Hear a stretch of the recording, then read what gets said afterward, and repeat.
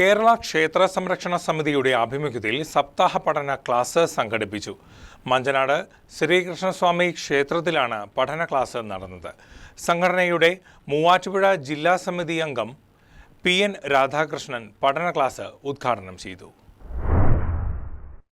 കേരള ക്ഷേത്ര സംരക്ഷണ സമിതി മൂവാറ്റുപുഴ ജില്ലാ കമ്മിറ്റിയുടെ ആഭിമുഖ്യത്തിൽ ഹിന്ദു സമൂഹവും ക്ഷേത്രപാലകരും അറിഞ്ഞിരിക്കേണ്ട 7 കാര്യങ്ങൾ എന്ന വിഷയത്തെക്കുറിച്ചാണ് സപ്താഹ പഠന ക്ലാസ് സംഘടിപ്പിച്ചത്.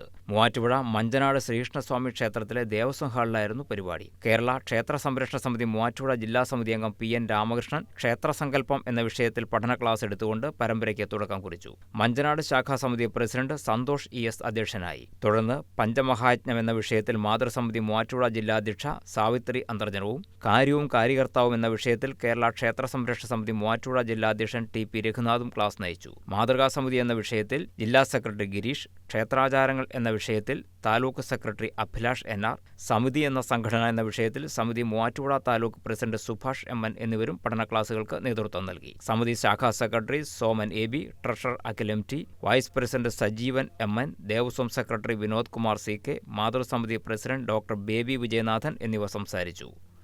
News desk KCV news.